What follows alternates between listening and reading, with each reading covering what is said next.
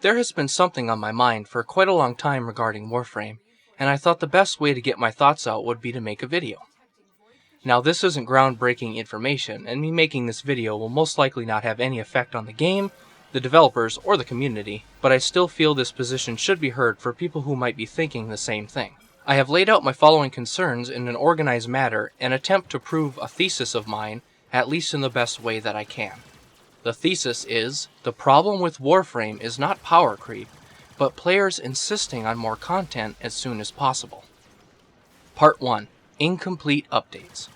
Our first piece of evidence to support my claim are updates that are clearly rushed or pushed out too soon than the developers wanted. While I could give some vague examples in previous updates, I want to focus on update 19.5, which is commonly known as the Glass Gambit update. All updates often cause bugs, but the Glass Gambit update had an unusually high amount of bugs related to the update's content itself, including many progress-stopping issues related to the quest, as well as a small issue related to the player's alignment, the stat on your profile that indicates your moral choices, which had to include 2 hotfixes just to fix. Again, this points out how rushed the update appeared to be, but most of all, it showed how frantic DE were pushing out the fixes to try to alleviate the in-game damage it caused through said bugs.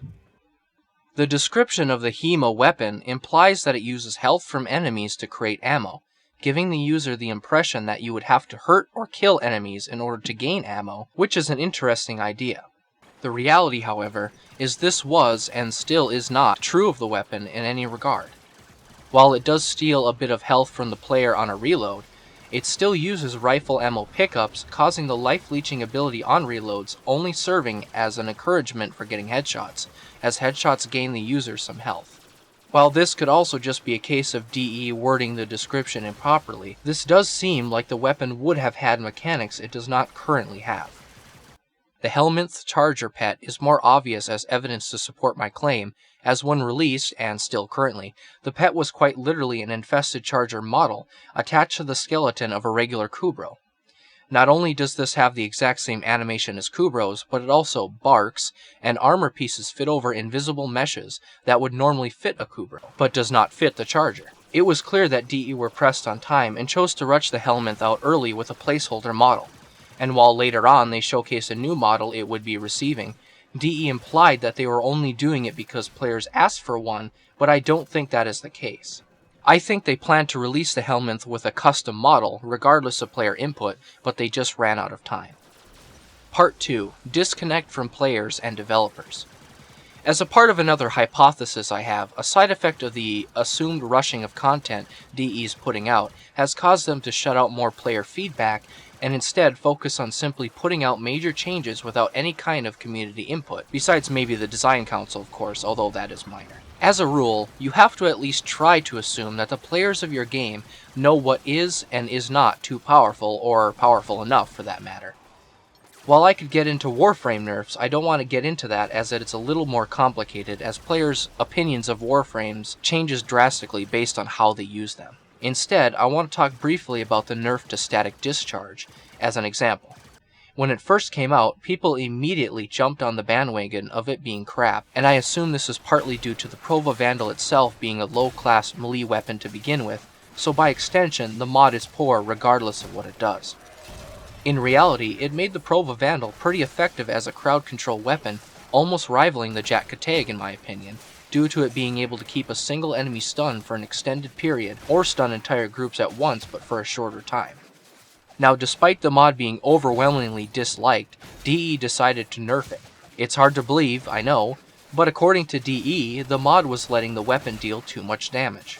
The truth, however, is that in practice the electrical arcs did very, very low damage against armor, and for enemies without heavy resistance to electricity, it only really served as a short-term stun, as the enemies around you would still attack you.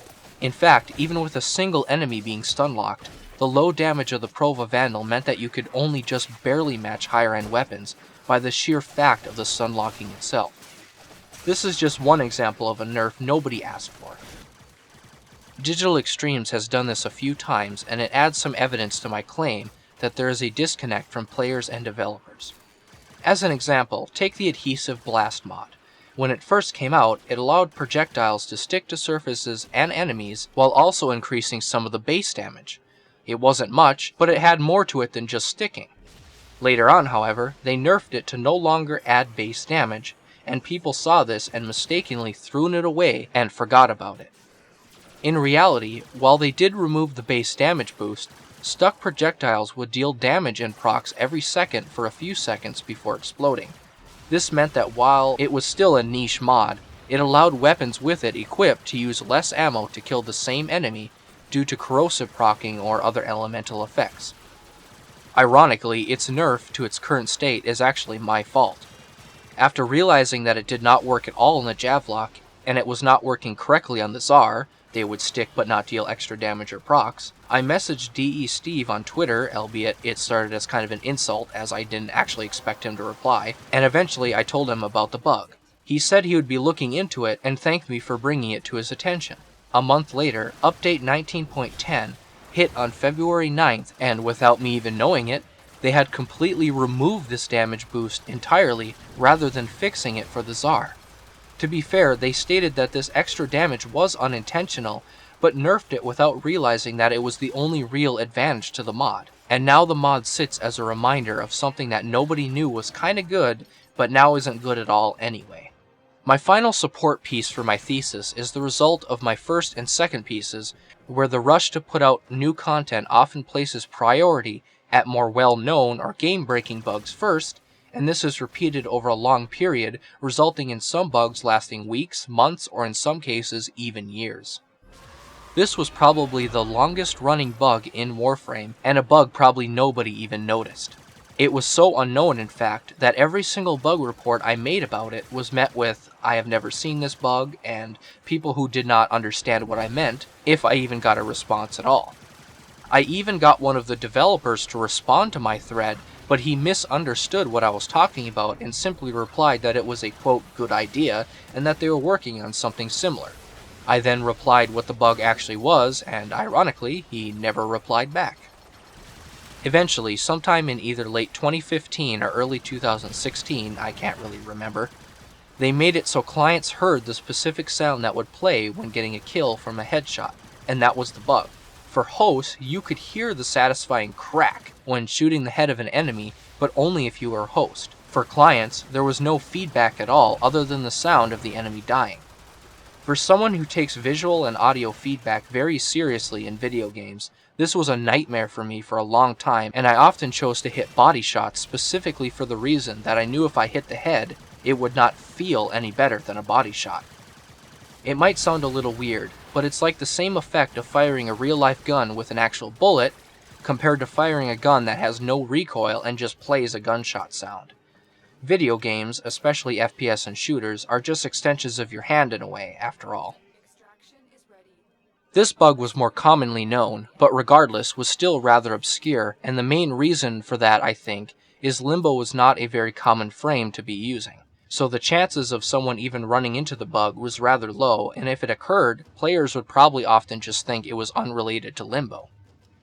The bug involved fire damage from enemies, such as the flame patches left by napalms, the Ignis from the Scorch, and later the Hayeka Master's flame bombs and the Ignis when she was added later on, hurting players through the rift plane left by Limbo. Whether it be Cataclysm and the enemy being very far away from it, or banished players, it essentially made Limbo useless against Grineer due to them being filled with these kinds of enemies. Players who actually used Limbo seriously found their hide in the rift and become a healing tank playstyle completely ruined. They eventually fixed it without players probably even knowing it was a thing for 7 months to begin with. Another old and obscure bug, this involved sticking grenades directly to enemies with the Torrid, but the resulting clouds not dealing any damage at all to the enemy that it is stuck on. This caused a quite silly display of enemies being covered in toxic clouds, but running around unscathed except from the direct impact. This bug actually takes the top spot in my worst bugs in Warframe ever. Why? Because I used the Torrid all the time for Infested, and eventually they added the Infested MOAs at the same time, which would jump around and avoid your Torrid shots, and it caused me to stop fighting Infested entirely. Before this bug, they were my favorite faction to fight, but trying to land a torrid shot directly on an infested MOA to cause the most damage possible to it, being sometimes pointless as the cloud would often not deal any damage to it, and I just lost all interest. They eventually fixed it, but by then it was too late, and I didn't fight a single infested enemy for probably a couple months after they fixed it, because I was so disheartened and disinterested. But besides my personal feelings on the bug, it was a pretty serious bug regardless. So, is the bigger issue of DE the player directly or indirectly forcing them to push out content as fast as possible? Well, to support this, we've described incomplete updates, the increasing disconnect from developers and players, and the tendency of some bugs to fester far too long. So in conclusion, I personally feel that yes, whether or not players intend this, Digital Extremes appears to be stretching themselves too thin in an attempt to give us players more content as soon as possible, rather than focusing on the quality of updates themselves to avoid some or most of the issues I have outlined. Thank you for taking the time to listen to this entire piece. I hope the information and hypothesis that I have laid out can help you understand my point, even if you do disagree. Please give this video a like if you enjoyed it, and share it so other people can discuss this, or leave a comment describing why you agree or disagree with a point or points I have in this video. And again, thanks for watching.